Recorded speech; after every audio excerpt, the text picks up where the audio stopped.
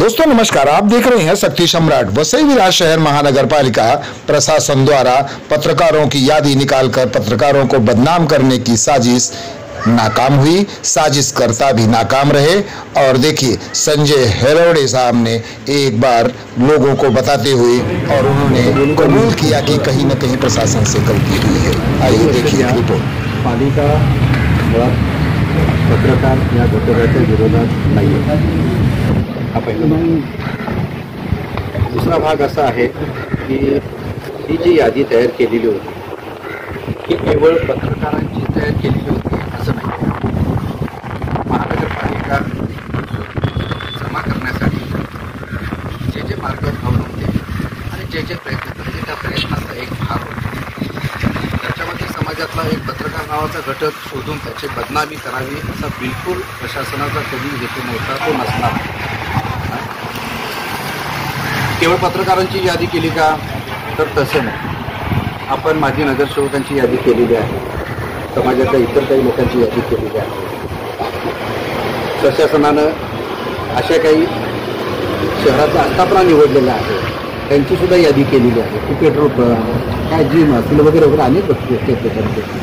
अशा अनेक गोष्टींचे याद्या तयार केलेल्या असतात, त्यातला एक भाग होता। आता याच्यामध्ये प्रशासनाचा हेतू अत्यंत शुद्ध आहे, कोणाची बदनामी करावी हा हेतू नाही।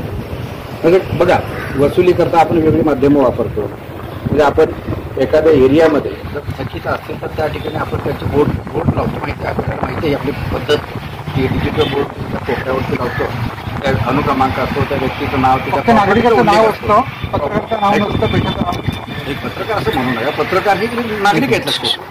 समजा एखाद्या गल्लीमध्ये काही थकबाकीदार असेल, त्याच्यामध्ये डॉक्टर असू शकतो, राजकारणी असू शकतात, पत्रकार असू शकतात आणि कुणी असू शकतात, लक्षात घ्या।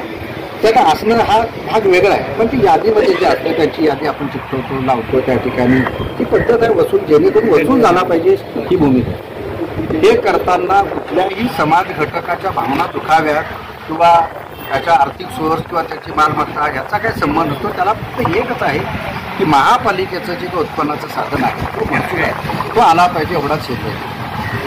कृपया आपला गैरसमज काढून टाका की पत्रकार बंधूंना टार्गेट केलेलं आहे, तिथं महापालिकेत काहीतरी कटशिकार शिकलं म्हणून आम्हाला टार्गेट केलं जातं, असं बिलकुल डोक्यातलं काढून टाका। त्याच्यामध्ये प्रभाकर ऐकून घे, त्याच्यामुळे हे डोक्यातलं काढून टाका, महापालिका तुमच्या विरोधात कधी नव्हती, कधी नसणारी आहे। त्याच्यामध्ये आलं का लक्षात? आता यादीप्रमाणे अनेक याद्या तयार झाल्या, ह्या कुठं बाहेर कुठं आम्ही अधिकृतरित्या फ्लॅशही केले। ही जे काही यादी केलेली असते त्या यादीमध्ये काही वेळेला त्रुटी राहतात सुद्धा, ते आमच्या प्रशासनाच्या दृष्टीने पाठवले असते की हे चेक करा आणि या पद्धतीनं कोण राहिले का बघा आणि त्या पद्धतीने वसूल करा। त्याच्यामध्ये चूकमोल होऊ शकते, नाही असं नाही, लक्षात घ्या। कदाचित एखाद्यानं भरलेलं असतं तरी त्याचं नाव येतं, कदाचित त्याच्या नावावर नसतं त्याचंही नाव येऊ शकतं त्याच्यामध्ये, ह्या चुका ह्या होऊ शकतात त्याच्यामध्ये। पण हेतू अंतस्तः कधी असा नाही की प्रशासनानं तुम्हाला बदनामीसाठी केलेलं आहे, असं बिलकुल हेतू नाही।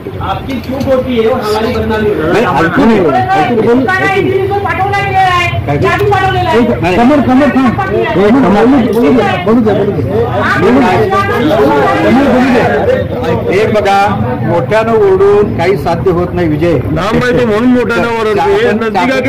चर्चेनं शांततेनंच बोलूया, त्याच्यामध्ये त्यात अगदी व्यवस्थित होईल, काय अडचण नाही।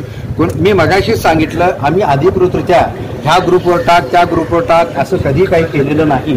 हा प्रशासनाचाच भाग होता। प्रशासनानं प्रशासनाच्या यंत्रणेला हे तपासायला सांगितलेलं होतं। कदाचित इतर आमच्या ज्या याद्या आहेत त्याच्यामध्ये सुद्धा अशा त्रुटी झाल्या असू शकतात, नाही असं नाही, लक्षात घ्या, हे तुम्ही समजून घ्या। पण एकच हेतू याच्यामध्ये आहे की महापालिकेची जी काय वसुली असेल ती वसुली झाली पाहिजे। याच्यामध्ये आमच्या डोक्यात 31 मार्चचं टार्गेट पूर्ण करताना कुणाला जर टार्गेट करावं असं बिलकुल नाही असं। ही यादी पत्रकारांची बनवली, थकबाकी किती होती? 2000, 5000, सगळ्यांची म्हणून 50,000 लाखभर पण थकबाकी झालेली नाहीये। दुसरी मुद्दा, तुम्ही म्हणता मी यादी बनवली, अधिकाऱ्यांची यादी आहे का? कर्मचाऱ्यांची यादी आहे का? राजकारणाची यादी दाखवा।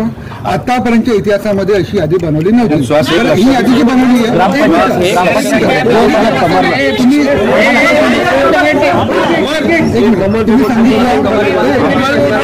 तुम्ही सांगितलं की यादी त्रुटी आहे, ठीक आहे, सगळं तुमच्या भावना म्हटलं त्याच्यामध्ये, तर ही यादी तुम्ही मागे घेणार का?